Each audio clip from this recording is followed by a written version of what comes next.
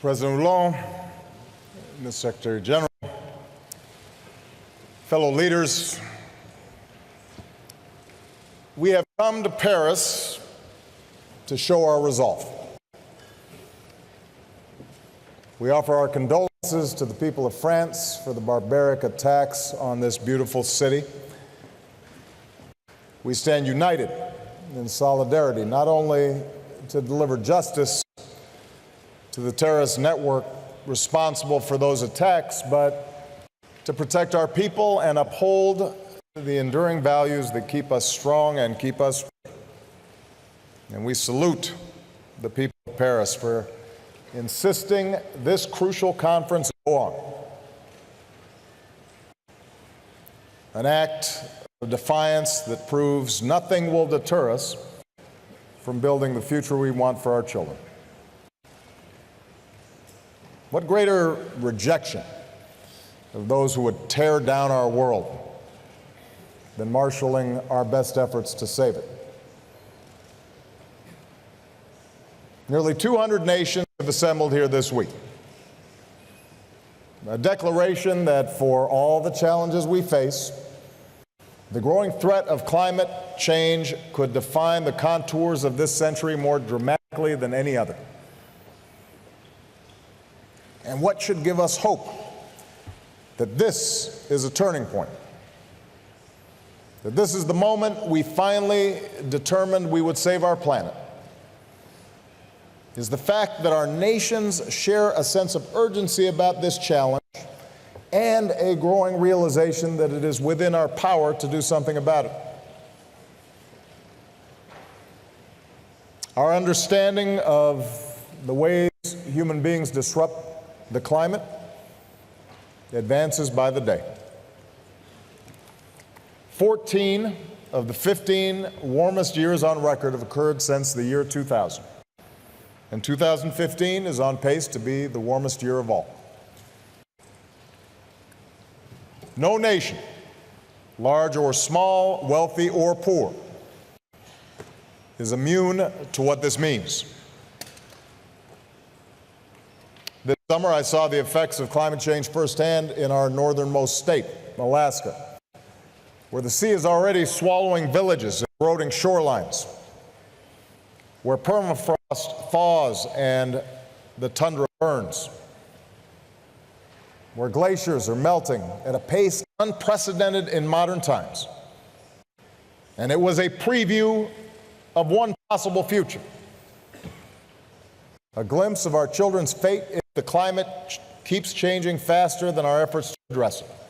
Submerged countries, abandoned cities, fields that no longer grow, political disruptions that trigger new conflict, and even more floods of desperate peoples seeking the sanctuary of nations not their own. That future is not one of strong economies, nor is it one where fragile states can find their footing. That future is one that we have the power to change. Right here, right now. But only if we rise to this moment. As one of America's governors has said, we are the first generation to feel the impact of climate change and the last generation that can do something about it.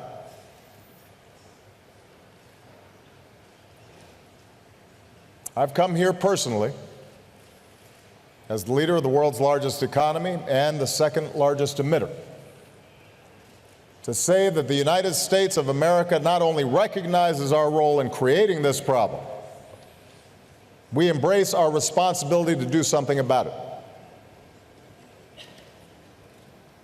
Over the last 7 years, we've made ambitious investments in clean energy and ambitious reductions in our carbon emissions. We've multiplied wind power threefold, solar power more than 20-fold, helping create parts of America where these clean power sources are finally cheaper than dirtier conventional power. We've invested in energy efficiency in every way imaginable. We've said no to infrastructure that would pull high-carbon fossil fuels from the ground. And we've said yes to the first ever set of national standards limiting the amount of carbon pollution our power plants can release into the sky. The advances we've made have helped drive our economic output to all-time highs and drive our carbon pollution to its lowest levels in nearly 2 decades. But the good news is this is not an American trend alone. Last year, the global economy grew while global carbon emissions from burning fossil fuels stayed flat. And what this means can't be overstated. We have broken the old arguments for inaction. We have proved that strong economic growth and a safer environment no longer have to conflict with one another. They can work in concert with one another. And that should give us hope.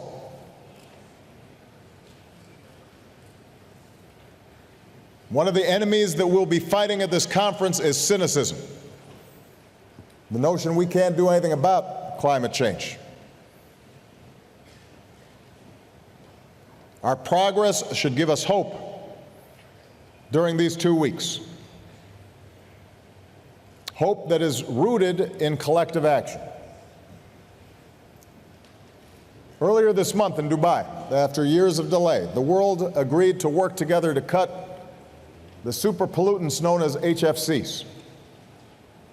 That's progress.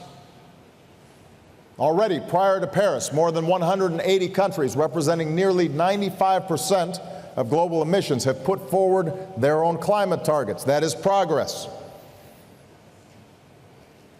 For our part, America's on track to reach the emissions targets that I set 6 years ago in Copenhagen. We will reduce our carbon emissions in the range of 17% below 2005 levels by 2020. And that's why last year I set a new target. America will reduce our emissions 26 to 28% below 2005 levels within 10 years from now. So our task here in Paris is to turn these achievements into an enduring framework for human progress. Not a stopgap solution, but a long-term strategy that gives the world confidence in a low-carbon future. Here in Paris, let's secure an agreement that builds in ambition, where progress paves the way for regularly updated targets.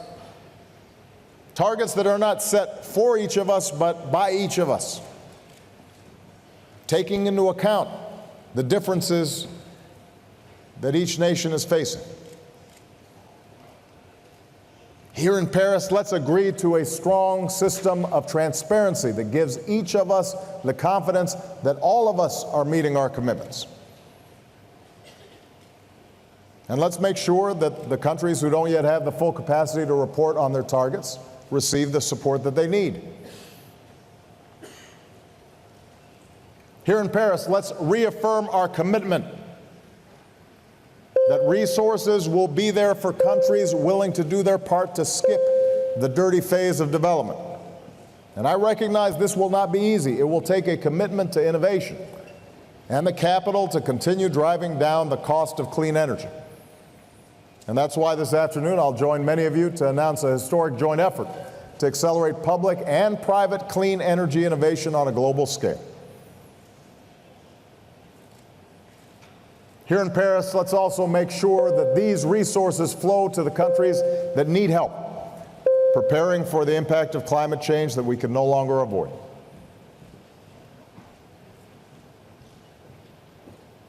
We know the truth that many nations have contributed little to climate change, but will be the first to feel its most destructive effects.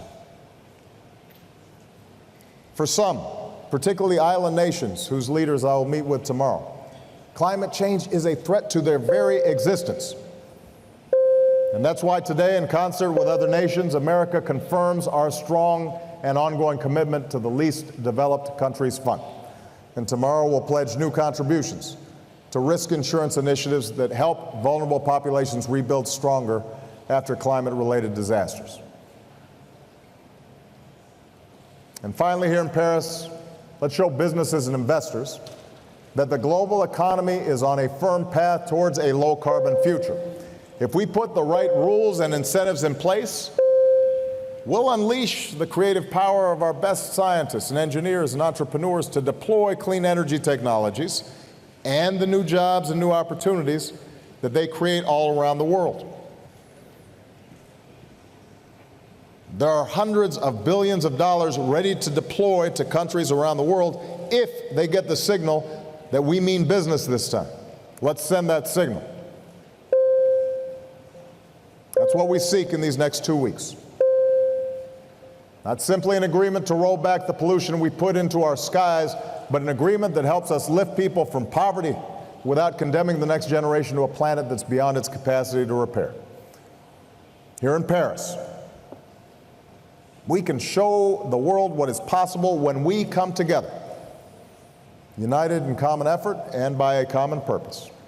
And let there be no doubt, the next generation is watching what we do.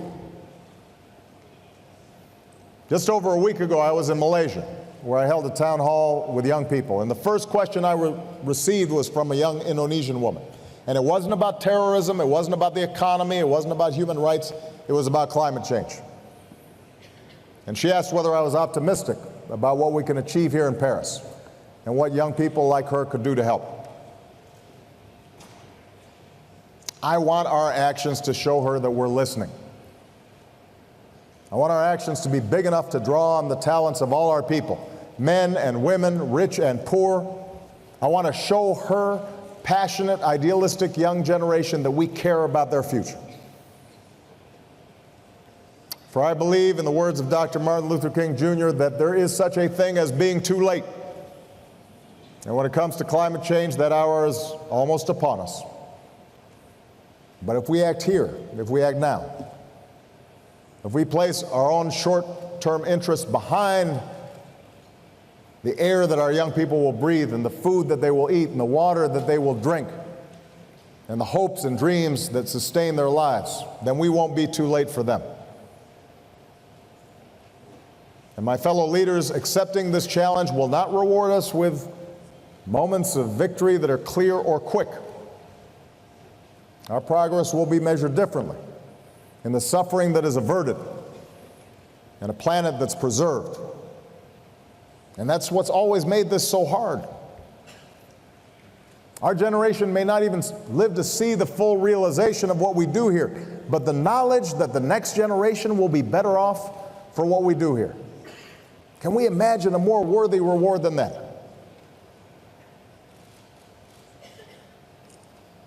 Passing that on to our children and our grandchildren, so that when they look back and they see what we did here in Paris, they can take pride in our achievement.